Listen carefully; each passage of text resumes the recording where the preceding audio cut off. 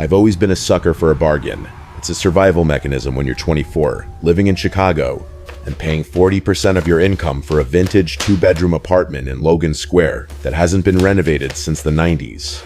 I needed furniture, specifically a dining table, but my budget was practically non-existent. That's how I ended up in Evanston on a rainy Saturday morning last October. I was scrolling through estate sale listings on my phone when I saw it. Everything must go. Historic. Home. 1,920 seconds. Furniture. Prices. Negotiable. I arrived at the house at 10:15 a.m. It was a massive brick Victorian, the kind with the wraparound porch and the windows that look like unblinking eyes. The atmosphere inside was frantic, like vultures picking a carcass clean. But in the dining room, sitting untouched while people fought over silverware and lamps, was the most beautiful set I had ever seen. It was solid mahogany, dark and rich, with hand-carved legs that ended in clawed feet clutching wooden balls. There were 6 chairs, high-backed and imposing, upholstered in a deep, crushed crimson velvet. It looked like something out of a museum or a movie about vampires. I ran my hand along the table's edge. The wood was cool, smooth as glass, but beneath the smell of lemon pledge and old dust, there was a faint, sharp scent. Copper, or maybe just old varnish. How much? I asked the woman running the sale. She was older, wearing a thick cardigan, and she looked exhausted. Her eyes were rimmed with red, like she hadn't slept in days. She looked at the table, then at me. A strange shadow passed over her face. Not greed, but something closer to relief. For the table and all 6 chairs? She asked, her voice tight. $150. I actually laughed. You're joking. This wood alone is worth 10 times that. Do you have a truck? She interrupted, ignoring my comment. Can you take it today? I have a U-Haul rental parked around the block, I said. But seriously, is it broken? Termites? It's fine, she snapped, stepping back as if she didn't want to stand too close to it. My mother, she loved this set. We just need the house clear by Monday. Take it or leave it. I took it. Obviously. I felt like I was robbing her, but I wasn't going to look a gift horse in the mouth. It took me and my buddy, Mark, nearly an hour to wrestle the thing out of the house. The wood was impossibly heavy, dense in a way that modern furniture isn't. When we finally got the main table into the truck, Mark was sweating through his shirt. Jesus, man, he wheezed, rubbing his lower back. What is this thing made of? Lead? It's quality, I grinned, patting the dark wood. We got it set up in my apartment by 6 p.m. It dominated the room. My apartment has these high ceilings and creaky wood floors, and the set fit perfectly, like it had always been there. The crimson velvet cushions seemed to absorb the light from the overhead fixture, looking almost black in the dim evening. I ordered pizza for us as a thank you, and we ate in the living room, leaving the dining room empty. I don't know why we didn't sit at the new table. It just felt formal, like we needed to dress up to sit there. After Mark left, around 11:30 p.m., I did a final walkthrough of the apartment to lock up. I paused in the doorway of the dining room. The street lights outside filtered through the blinds, casting long cage-like shadows across the mahogany. The chairs were pushed in perfectly. The table was gleaming. It looked immaculate, but as I stared at it, a shiver worked its way down my spine. It wasn't the drafty windows, it was the stillness. The room felt too quiet, like the air was being held in a pair of lungs, waiting to exhale. I shook it off, telling myself I was just tired from the move. I turned off the light, leaving the 6 empty chairs sitting in the dark, facing each other in a silent circle. I slept like the dead that night, completely wiped out from hauling that mahogany beast up 3 flights of narrow stairs. When my alarm went off at 8:15 a.m. on Sunday, my lower back was screaming. I dragged myself out of bed, zombie walking toward the kitchen for coffee. My brain mostly focused on finding the ibuprofen. My apartment layout is a straight shot. Bedroom at the back, living room in the front, with the dining room acting as a connector between the kitchen and the rest of the space. To get anywhere, you have to walk past that table. I shuffled past the dining room doorway, clutching my mug of Folgers, and stopped dead. The morning sun was streaming in through the east-facing window, hitting the dining set directly. The light caught the dust motes dancing in the air, illuminating the deep, ox-blood red velvet of the chairs. And the cushions were wrong. When I had gone to bed the night before, the velvet had been taut, smooth. I remembered running my hand over it, admiring how pristine the fabric was for being nearly 100 years old. Now, every single chair looked occupied. I stepped into the room, the floorboards groaning under my bare feet. I approached the chair closest to me, the one at the foot of the table. The velvet seat was deeply depressed, crushed downward as if a heavy weight had been resting on it for hours. It wasn't just a vague sag in the middle, it was a distinct, anatomical impression. You could see the wide basin where the hips would sit, the deeper twin divots of the sit bones, and the faint tapered impression of thighs leading toward the edge of the seat. I frowned, my grip tightening on my coffee mug. "What the hell?" I whispered. The sound of my own voice felt too loud in the quiet room. I walked around the table, the second chair, the third, the fourth, all 6 of them. Every single chair bore the same heavy, deep imprint. The foam hadn't just settled, it had been compressed. It looked exactly like a dinner party of 6 large people had sat down at midnight, eaten a 5-course meal without moving, and then simultaneously vanished the second the sun came up. I set my coffee down on the table carefully using a coaster and pressed my hand into the indentation of the head chair. The velvet felt flattened, the pile crushed completely sideways. I pushed down on the foam. It was stiff, old horsehair stuffing likely. It offered resistance. "It's just gravity," I muttered, trying to force logic into the situation. "It's humidity. The foam is old.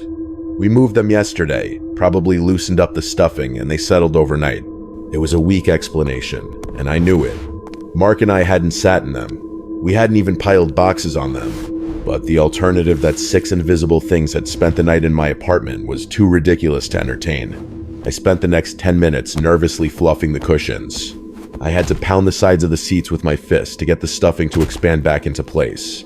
Slowly, the dents faded, leaving the velvet smooth again. I stepped back, looking at the restored perfection. "There," I said aloud. "Fixed." I grabbed my coffee and retreated to the living room, turning on the TV to drown out the silence. I tried to focus on the football game, but my eyes kept drifting toward the hallway. I couldn't shake the feeling that I had just cleaned up after guests I hadn't invited. Monday mornings are usually a blur of rushing to catch the blue line. But that day, I woke up with a knot of anxiety tight in my stomach. It was 6:45 a.m. The sun wasn't fully up yet, leaving the apartment in a gray, washed-out gloom. I told myself I wasn't going to check the dining room. I was going to walk straight to the kitchen, get my travel mug, and leave. I was a rational adult. I wasn't going to let old furniture spook me. But the smell hit me the second I opened my bedroom door. It was thick and sweet, hanging in the hallway like a physical curtain. It smelled like roses, but not fresh ones. It was the scent of flowers that have been sitting in stagnant water for a week, starting to brown and rot. Underneath that cloying floral sweetness was something else. Sharp, metallic, like a handful of wet pennies, or the taste of a split lip. I froze in the hallway, sniffing the air. "Hello?" I called out, feeling stupid immediately after. The silence that answered was heavy. I walked toward the dining room. The smell got stronger with every step, making my nose wrinkle. When I crossed the threshold, I actually gagged. It was concentrated here, emanating from the center of the room. I looked at the table. The chairs. They were crushed again. All 6 of them. The indentations looked even deeper than yesterday, if that was possible. The velvet on the head chair, the one facing the hallway, was pressed down so hard the fabric looked bruised, darker than the surrounding red. "Okay," I whispered, my voice shaking. Stay back. "Okay. Please don't hurt me. This is weird." I walked over to the head chair. I needed to know where the smell was coming from. I leaned down, bringing my face inches from the cushion. The scent of rotting roses and copper was overwhelming here, radiating off the fabric like body heat. I reached out to brush the nap of the velvet back into place, just like I had the day before. My fingers made contact, and I recoiled as if I'd been burned. The fabric was freezing. My apartment thermostat was set to 70 degrees. The wood of the table was room temperature. But the velvet seat, specifically inside the indentation where a person would have been sitting, I felt like it had been packed in dry ice. It was a wet, seeping cold that instantly numbed my fingertips. I stood there, clutching my hand to my chest, my heart hammering against my ribs. Logic tried to kick in, maybe a draft, maybe a leak, but there was no water, and the window was painted shut. I looked at the empty seat next to it. I reached out, hesitant. and touched the raised edge of the cushion, the part that hadn't been sat on. Room temperature. Then I slid my finger into the center of the crushed hollow. Ice cold. It wasn't just cold, it felt drained, like something had sucked all the energy out of that specific spot. I backed away slowly, the metallic taste coating the back of my throat. I didn't try to fix the cushions this time. I grabbed my keys, skipped the coffee, and practically ran out the front door. I locked the deadbolt 3 times. But as I walked down the stairs, I couldn't shake the sensation that the cold on my fingertips was spreading up my arm. I didn't go straight home after work on Monday. I drove to Best Buy and picked up a Wisecam V3. It was $40 I shouldn't have spent, but I needed to know. I needed to prove to myself that there was a logical explanation. Rats in the walls causing vibrations, a draft from the AC vents, something. I got back to the apartment around 6 p.m. The smell was gone, thankfully, but the apartment felt colder than usual. I avoided looking directly at the dining table as I set the camera up on a bookshelf in the living room.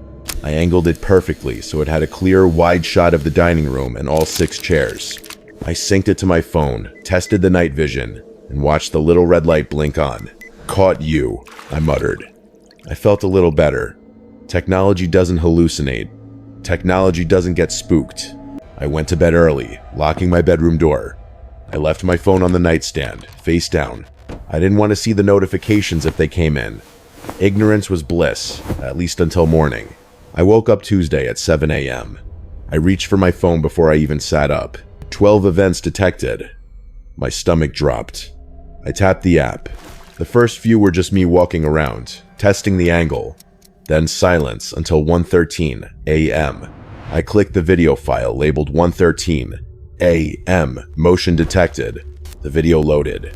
The first 2 seconds showed the dining room clearly in the monochromatic gray of night vision.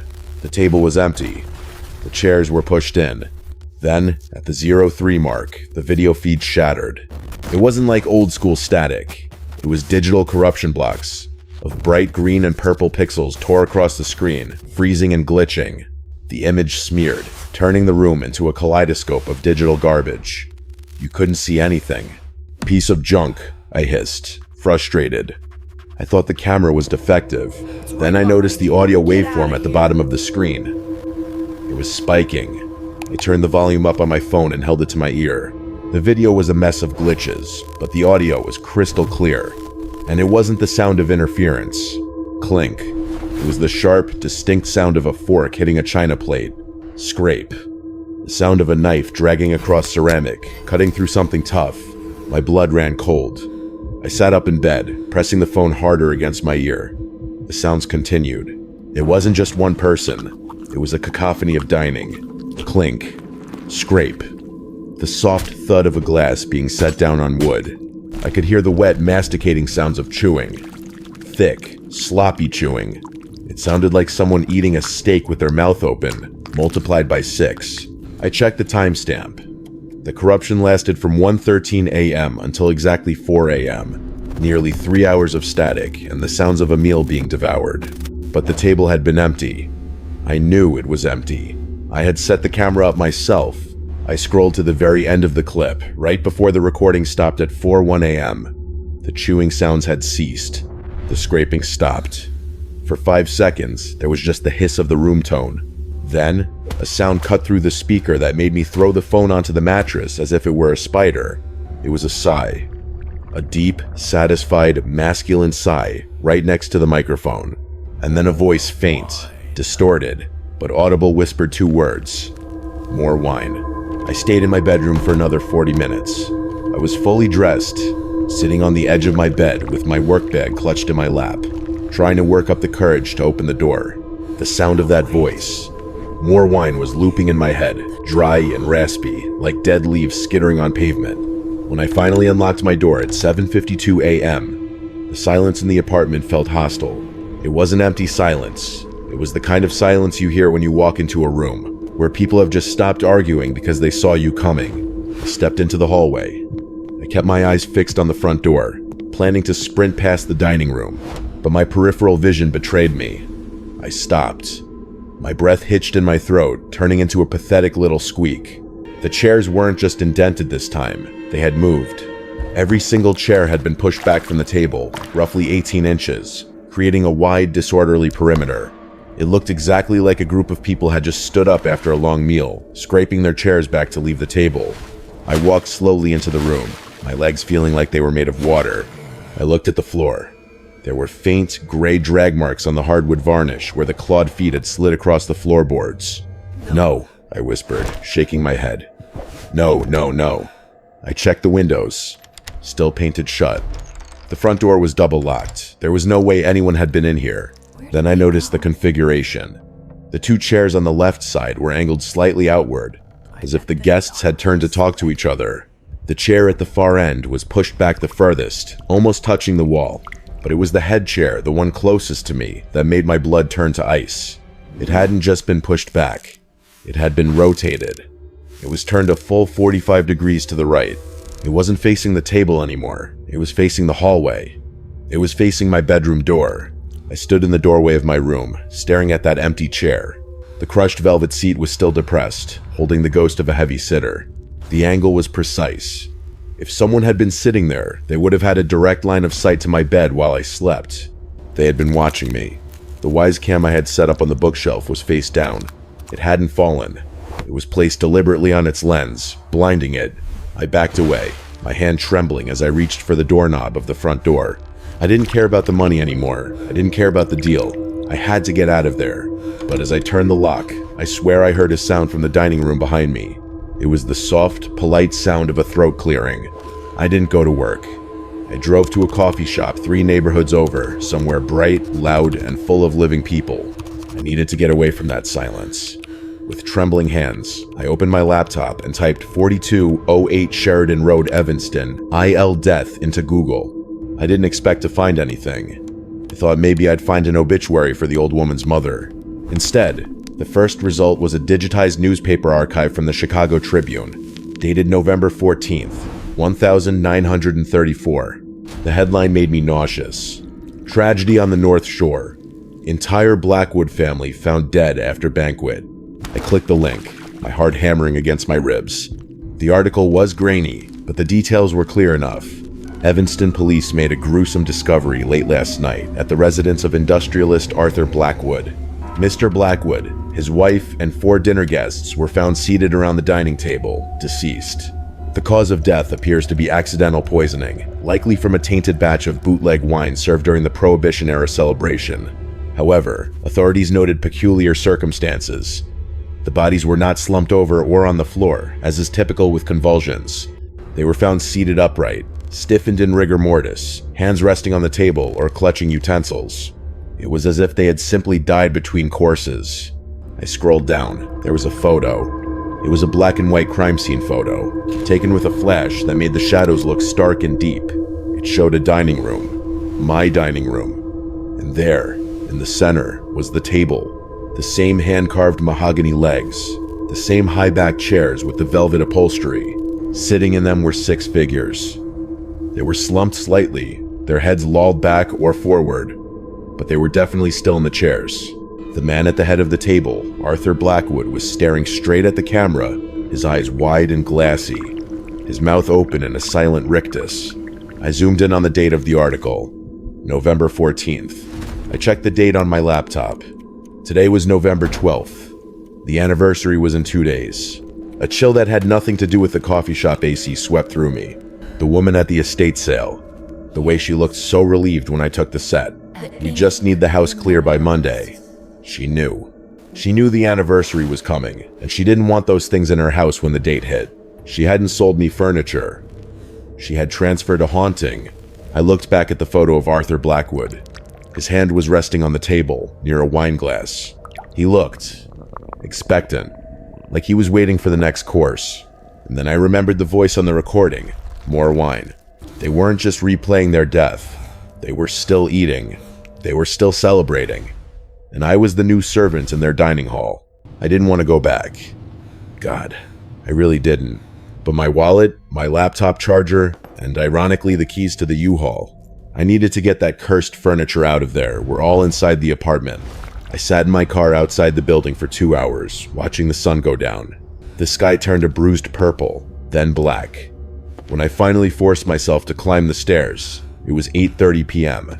The smell hit me before I even opened the door. In the hallway, 3 floors up, the air reeked of that sickly sweet, rotting floral perfume. It was so thick I could taste it on my tongue, chemically and cloying. It smelled like a funeral home that had lost power in the middle of July. I unlocked the door, holding my breath. I flipped every light switch I could reach. The apartment was sweltering. The thermostat read 70, but it felt like 90 in there. The air was heavy, humid, and oppressive. It felt like walking into a crowded room. That specific sensation of too many bodies occupying a small space, radiating heat and carbon dioxide. I walked into the dining room. The chairs were back at the table, neatly tucked in, but the atmosphere in that room was violent. The air felt pressurized, making my ears pop. I felt 6 pairs of eyes on me, not from the corners of the room, but from the empty chairs themselves. I approached the head chair, Arthur's chair. The velvet cushion was deeply compressed again. I don't know why I did it. Maybe I needed to confirm I wasn't crazy. Maybe I'm just an idiot. But I reached out and placed my palm flat into the center of the depression. I expected the ice-cold chill I'd felt on Monday. I gasped and jerked my hand back, stumbling into the wall. It was warm. It wasn't just room temperature. It was hot. It was the damp, radiating heat of a large man who had been sitting there for hours and had just stood up seconds before I walked in. I could feel the ghost of body heat clinging to the velvet, moist and undeniable. "Who's here?" I screamed, my voice cracking. "Show yourself." Silence answered me, but it wasn't empty silence. It was the held breath silence of a room full of people waiting for a punchline. Then, I felt it. A touch. The air around me seemed to ripple. I felt a distinct, heavy pressure brush past my shoulder, like a man in a thick wool coat squeezing past me in a narrow hallway. The fine hairs on my arms stood up, not from cold, but from static electricity.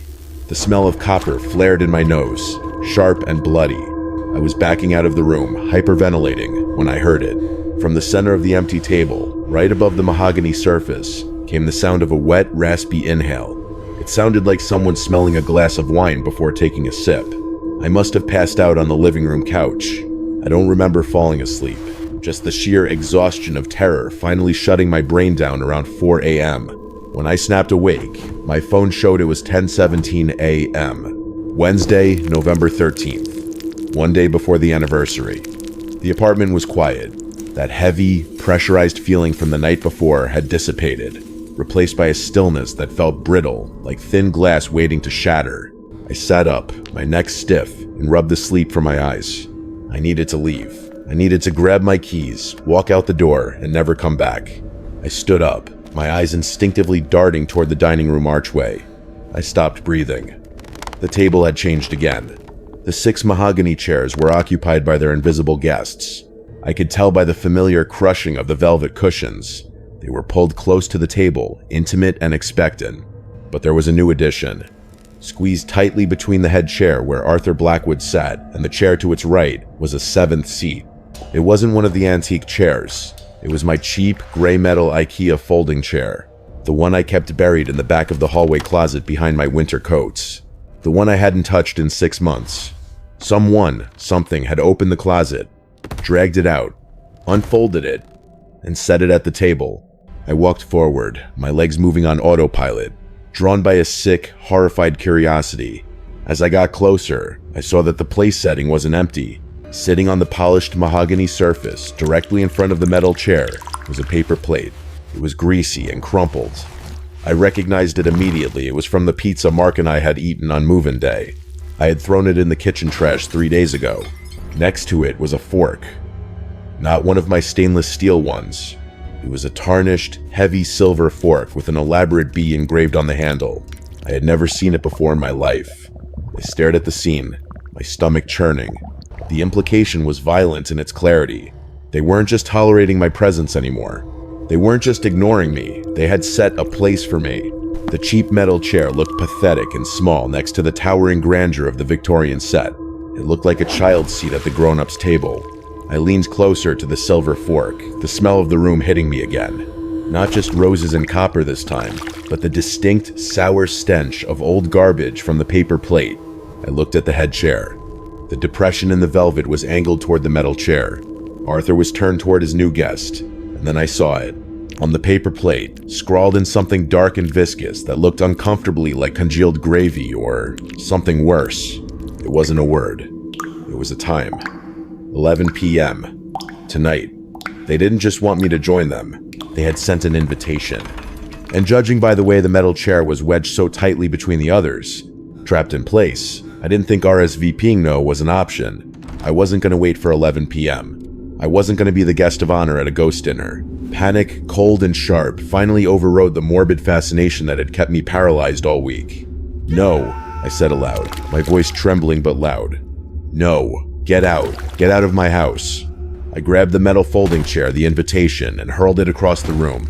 It clattered against the far wall, denting the drywall, but the sound felt hollow, swallowed instantly by the oppressive atmosphere of the dining room. I marched over to the head chair, Arthur's chair. I was going to drag these things down the stairs one by one, toss them into the alley, and set them on fire if I had to. I didn't care about the deposit. I didn't care about the neighbors. I gripped the top of the mahogany chair back with both hands and pulled. It didn't move. I frowned, planting my feet and pulling harder. The wood was slick under my sweaty palms. "Come on," I grunted, putting my back into it. It felt like it was bolted to the floor. I'm not a weak guy. I had carried this exact chair up 3 flights of stairs with one hand just 4 days ago. It weighed maybe 20 pounds, max. But now, as I strained and heaved, it felt like it weighed 500. It had the density of a granite tombstone. "Let go," I snarled, adrenaline spiking. I crouched down and grabbed the legs, trying to lift it from the bottom. The wood was freezing cold now, stinging my hands. I heaved upward with everything I had. My muscles burned, my tendons popped, but the chair didn't budge a millimeter. It was immovable. It was as if the chair wasn't just resting on the floor, but rooted through the foundation of the building itself. I moved to the next chair. I kicked it. It felt like kicking a brick wall.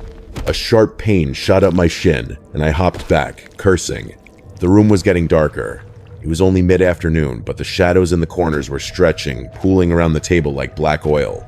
The smell of copper was intensifying, filling my mouth with the taste of blood.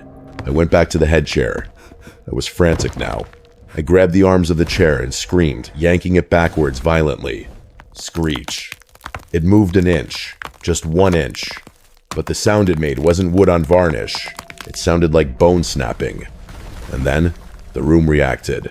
It wasn't a voice. It was a physical pressure change, like the airlock on a plane popping open. My ears rang. From the empty air above the table, I heard it. It was a collective, sharp intake of breath. It sounded like 6 people gasping in unison, a shocked, offended inhalation. It was the sound of a room falling silent because someone had just flipped the table. The force of it hit me like a physical blow.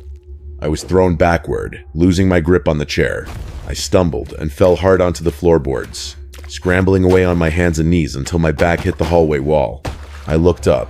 The chair I had moved that single inch, slowly, deliberately, slid back into place. Scrape. It tucked itself in. They weren't leaving, and they weren't letting me disrupt the table setting. The party was mandatory. I didn't care about the deposit. I didn't care about my clothes. I grabbed my keys, my wallet, and the coat on my back, and I bolted. I left the apartment door unlocked. I wasn't planning on ever needing that key again. I took the stairs 3 at a time, nearly breaking my neck, and burst out onto the street. The Chicago weather had turned with impossible speed. What had been a gray, gloomy afternoon had collapsed into a whiteout blizzard. The wind howled down the street, stinging my face with ice pellets. It was November, sure, but this felt unnatural. A wall of white noise and freezing temperature that seemed to isolate the building from the rest of the world. I ran to my car, parked right in front. I jammed the key in, my hand shaking so bad I scratched the paint. I turned the ignition. Click. Nothing. Not a turnover, not a sputter. Just the dead, flat click of a completely drained battery. "No!" I sobbed, hitting the steering wheel. "Please, no!" I tried the lights. Dead. I looked at the U-Haul parked behind me. I tried that too, desperate, locked, and the office was closed. I sat in my freezing car for 20 minutes, calling Uber, Lyft, a taxi, anyone. No cars available. Due to severe weather, service is suspended. The temperature was dropping rapidly. I could see my breath pluming in the car. I was shivering violently, my teeth chattering. I had two choices: freeze to death in a Honda Civic or go back upstairs. I looked up at the third-floor window. The light was on in the dining room. I hadn't left it on. I went back up. I didn't have a choice. I walked past the dining room without looking left or right. The air was sweltering again, thick with the smell of roast meat and heavy tannic wine. I could hear the faint clink of silverware, but I didn't stop. I ran into my bedroom, slammed the door, locked it, and shoved my heavy oak dresser in front of it. I sat on my bed, wrapped in a duvet, staring at the digital clock on my nightstand. 10:58 p.m. The silence in the apartment was absolute. It was the kind of silence that hurts your ears. 10:59 p.m. I held my breath. Maybe nothing will happen. Maybe I'm just crazy. 11 p.m. For 10 seconds, nothing happened. Then, from the other side of the wall, a single crystal clear sound rang out. Ding, ding, ding. It was the sound of a knife tapping against a wine glass, calling for attention. To Arthur! A boisterous, deep voice boomed. It wasn't ghostly or ethereal. It sounded like a man standing 10 feet away from me. To Arthur! A chorus of voices shouted back. Men, women. Laughter erupted, loud, raucous, wet laughter. The sounds of the party exploded. It wasn't just a few noises anymore. It was a full-blown banquet. I heard chairs scraping against the floorboards. My floorboards. I heard the clatter of heavy platters being set down. I heard wine being poured, the liquid glugging into glasses. Delicious. A woman's voice purred, vibrating through the thin drywall. Absolutely divine. A bit rare, isn't it? A man asked. Just how I like it, Arthur's voice replied. I pulled the duvet over my head, shaking uncontrollably. They were right there. They were eating, drinking, and laughing in my dining room, and every time the laughter died down, I heard that wet, chewing sound, louder than before. Then, at 11:30 p.m., the noises changed. The laughter stopped abruptly. I heard the sound of a chair being pushed back. Then footsteps. Heavy, deliberate footsteps. They walked from the dining room, down the short hallway, and stopped directly outside my bedroom door. The doorknob jiggled. The doorknob didn't just jiggle, it rattled violently, the metal mechanism shrieking as if someone were trying to crush it from the outside. I backed up until my spine hit the window frame, clutching a baseball bat I kept under the bed. A useless, pathetic weapon against whatever was on the other side. Open the door, Arthur's voice boomed. It wasn't muffled by the wood anymore. It sounded like he was whispering directly into the keyhole. It is rude to keep guests waiting. I didn't answer. I couldn't. My throat had seized up, dry as sandpaper. Then the noise stopped. The rattling ceased. The laughter from the dining room cut off instantly, as if someone had pulled a plug. The silence that followed was heavy, wet, and suffocating. It was the silence of a predator that had stopped playing with its food and decided to eat. Then came the sound of wood scraping on wood. Screech. My heavy oak dresser, the one full of clothes, weighing at least 200 pounds, began to slide. It moved smoothly across the floorboards, pushed by an invisible, inexorable force from the hallway side. It scraped aside like it was made of styrofoam. The lock on the bedroom door clicked a sharp, mechanical snick, and the door swung open. The hallway was dark, but the dining room at the end of it was glowing. It wasn't the electric light I had seen from the street. It was a flickering, sickly amber glow, like candlelight filtering through old yellowed paper. I didn't want to walk out there. Every instinct in my primate brain screamed at me to jump out the window, blizzard be damned. But my legs moved on their own. It wasn't possession, it was the sheer magnetic pull of the room. The pressure differential was dragging me in. I walked down the short hallway, the bat dragging uselessly from my hand. I stepped into the dining room. The smell was blinding, rotting flowers, expensive cologne, and the hot copper tang of fresh arterial blood. The table was set. The 6 mahogany chairs were occupied. I couldn't see the ghosts, not in the movie sense. There were no translucent figures or floating sheets. It was worse. The velvet cushions were crushed down deep, groaning under immense weight. The air above each chair shimmered and distorted, like heat waves rising off asphalt in July. I could feel the heat radiating from them.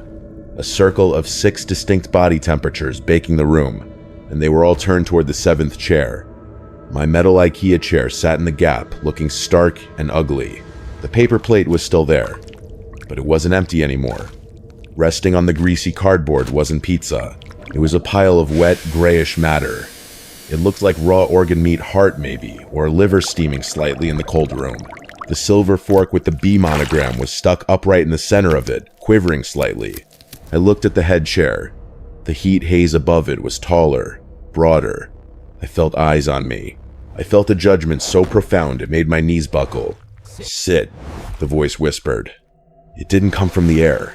It vibrated inside my own skull. I looked at the window. The blizzard was whiting out the world. I looked at the door. It was miles away. I looked at the chair. If I sat, I died. I knew that with absolute certainty. The poison wasn't wine this time. It was the house itself. It was the consumption. But the pressure was building. My nose started to bleed, a warm trickle running over my lip. The air was squeezing my lungs. The shimmering figures leaned in. The chair legs scraped against the floor, inching closer to my spot, boxing me in. I raised the bat. It felt like lifting a steel girder. "I'm not hungry," I croaked. The room exploded. I don't remember the sound of the explosion, but I remember the pressure. When I refused the seat, the vacuum in the room collapsed. The air rushed inward with the force of a bomb, pulling everything toward the center of that mahogany table. The china shattered. The wine glasses exploded into dust. The heat haze above the chairs flared into a blinding, impossible white. I didn't run. I was thrown. The force launched me backward, not toward the hallway, but through the bay window. I remember the sound of the glass shattering, not a crash, but a high-pitched scream of tearing metal and wood. Then the freezing wind of the blizzard hit me, and I was falling 3 stories down into a snowbank. I woke up 20 minutes later in the back of an ambulance. My left arm was broken in 2 places, and I had hypothermia, but I was alive. The paramedics told me a neighbor had called it in. They heard a gas explosion. But the fire department found no gas leak. They found no fire. When the police investigated the apartment the next day, they found the dining room destroyed. The windows were blown out, the plaster was cracked, the floorboards were warped, but the furniture? The dining table was pristine. Not a scratch on the mahogany. The 6 chairs were tucked in perfectly, the velvet smooth and untouched. My metal folding chair was found crushed into a ball of scrap metal in the corner of the room, as if a giant hand had crumpled it like a beer can. I never went back inside. I paid the landlord 3 months' rent to break the lease and let him keep the deposit. I told him to hire movers to clear the place out. I didn't care where the furniture went, as long as it wasn't near me. It's been 8 months since that night. I live in Phoenix now. I needed to be somewhere dry, somewhere hot, somewhere where the air doesn't feel thick and heavy. I have a small apartment with a kitchen island. No dining room, no table. I eat standing up, but I'm not free. Sometimes, when I'm in a quiet room, I smell it. That cloying, rotting rose perfume mixed with the metallic tang of old blood. It catches in the back of my throat, making me gag. And then there's the weight. It started a month ago. I wake up in the morning, and my shoulders ache. My back feels stiff, like I've been carrying something heavy all night. When I look in the mirror, I can see faint, bruise-like discolorations on my traps, shaped like fingers. I think I left the party early, but I don't think they've cleared my place setting. I'm writing this as a warning. I track auction sites now. Yesterday, I saw a listing for an estate sale in Naperville, Illinois. Antique, 1,920 seconds. Mahogany dining set, 6 chairs. Crimson velvet, mint condition. If you see it, if you see those clawed feet gripping wooden balls, if you touch that velvet and it feels colder than the room, do not buy it. Do not sit in it.